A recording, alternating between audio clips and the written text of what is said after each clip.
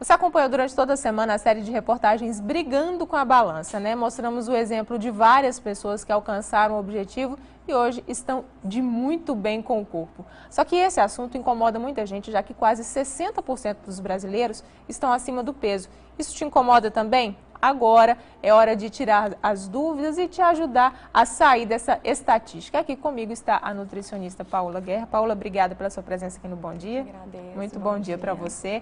Primeira coisa, sobrepeso e obesidade. Qual que é a diferença dessas duas situações? A gente faz um cálculozinho no consultório, que é o índice de massa corpórea. Então, esse índice de massa corpórea, quando ele está acima de 24,9 até 29,9, isso quer dizer que o paciente está com sobrepeso. Acima de 29,9, ele tem uma obesidade. Tá? Daí a obesidade ela é dividida em grau 1, grau 2, obesidade mórbida e a gente tem as super obesidades, né? Que são os pacientes com índice de massa corpórea bem mais altos. Acima de 40, o paciente já é obeso mórbido, quando ele entra nesse parâmetro, que já é uma grande obesidade, que daí já tem indicação para alguns outros tratamentos além da dieta, porque é muito peso para se perder. Tá. Você falou aí de números técnicos, agora, né, para o telespectador que não entende bem o que significa esse 49,9, esse 24, por exemplo, a pessoa pesa 70 quilos, a partir desse peso, quando é que ela tem um sobrepeso? Se o peso ideal dela é 60 quilos, ela pode se considerar com sobrepeso a partir de quantos quilos? Então, aí você tem que fazer o cálculo do peso dividido pela altura ao quadrado e entra nesses parâmetros. E também tem a circunferência de cintura, que a gente também faz esse parâmetro de avaliação no consultório. E outra coisa que a gente pode se levar em consideração também é o percentual de gordura, porque às vezes um paciente que tem muito músculo, ele tem um índice de massa corpórea que entra dentro do 27, 28, já seria um sobrepeso, que é a classificação pela Organização Mundial de Saúde. Porém, ele tem muito músculo. Então, assim, o peso, a forma como o peso está distribuído no corpo da pessoa é muito importante, porque às vezes você tem mais músculo e menos gordura. Muita gente que está acima do peso, né? Eu vou fazer aqui uma dieta por conta própria e vou reduzir muito a minha alimentação ou em um determinado, um horário do dia, por exemplo, ou no café, ou no jantar, ou até mesmo no almoço, reduz drasticamente ou acaba pulando uma das refeições. Aliás, isso não é correto, né? O que traz de prejuízo para o organismo esse tipo de prática que é muito comum? Isso. Na minha prática clínica, eu costumo falar o seguinte para os meus pacientes. O que acontece? Os pacientes que têm mais gordura localizada são os pacientes que fazem menos refeições. São aqueles pacientes que só almoçam e jantam, são aqueles pacientes que fazem só café da manhã, almoço e jantar. O seu corpo ele precisa de energia fracionada, então você precisa sinalizar que chegou energia, até para que ele continue mantendo o seu metabolismo ativo para que você consiga emagrecer. Tá? Se você não se alimenta, automaticamente ele armazena como reserva, tá? Para poupar o seu corpo desses períodos de jejum prolongado. Então, o jejum prolongado, definitivamente, ele traz inúmeros malefícios ao paciente. E o que o paciente mais sente, no caso, inicialmente, imediato, é aquela gordurinha localizada, tá? A gente vai continuar aqui com a doutora Paola e a gente pediu, né, que as pessoas mandassem fotos do antes e depois, né, de quem fez uma cirurgia bariátrica ou quem emagreceu com dieta.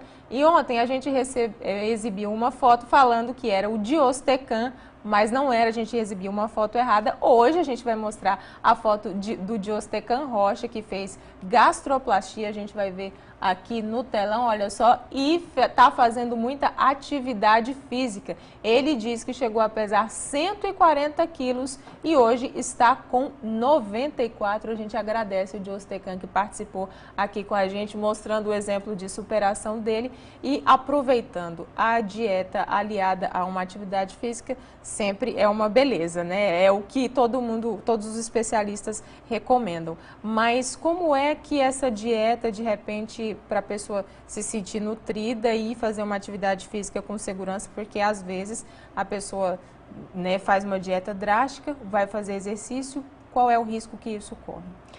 Geralmente quem faz a prática de atividade física tem uma necessidade de proteína aumentada. Tá?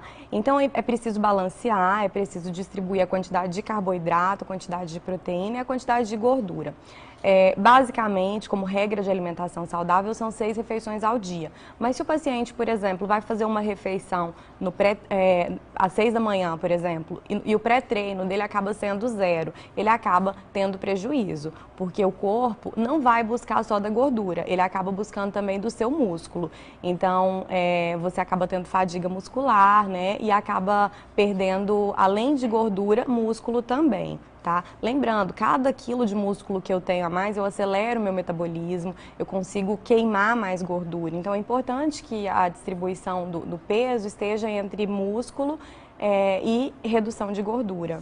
A gente continuando nesse assunto da academia, tem muita gente que assiste o Bom Dia Tocantins direto da academia enquanto está malhando, então para você vai essa dica. Por exemplo, quem faz exercício cedinho, que é muita gente, quem está na academia, ou às vezes até quem faz exercício na rua, uma caminhada, faz aí, por exemplo, 5, 6 horas da manhã. Como é que tem que ser essa alimentação antes e como é que ela tem que ser logo depois do treino, especificamente para esse pessoal aí da madrugada? Tá, então assim, alimentos de fácil digestão, evitar leite, que o leite é um alimento mais indigesto, consumir um carboidrato, de preferência um carboidrato integral, para não fazer pico de insulina. Então você tem uma absorção mais lenta durante a sua atividade física. Um pão integral, uma torrada integral, uma banana com granola, com canela, são boas opções. Um queijo branco associado ao pão integral. Você tem que ter um carboidrato. Algumas pessoas ainda não conseguem se alimentar pela manhã. Nesse caso, é necessário que a gente suplemente. Daí a gente tem alguns módulos de carboidrato que a gente pode estar acrescentando para que a pessoa não faça em jejum total. No pós-treino, o que você precisa? Você tem que entender que as suas fibras foram lesionadas durante um treino. Então, o que é necessário? É necessário que você coloque proteína. A proteína tem essa função de construção muscular, de recuperação. Então, você pode depois pode fazer uma vitamina, sendo leite, fruta, aveia. Você pode consumir iogurte, queijos também, que são boas fontes de proteína. Alguns ainda que buscam um aporte de músculo maior, ainda comem frango desfiado, né? Ovo, clara de ovo. Batata doce. Mas basicamente é a proteína. A batata doce como pré-treino é excelente. A gente tem aqui, para a gente encerrar, tem uma pergunta do Mauro que chegou pelo QVT, eu acredito que seja relacionada ao IMC, né? Ele diz que tem 49 anos, pesa 98 quilos, não mandou altura, mas ele pergunta qual o peso ideal para ele e como atingi-lo. Acredito que ele deva estar preocupando porque já está chegando na casa dos 50, né? E aí, para esse pessoal que já está por 50, 60, qual que é a orientação e como que o Mauro pode calcular o IMC dele em casa? Então, Mauro, o IMC você tem que calcular com a sua altura. Você pega o seu 98 e divide pela sua altura ao quadrado.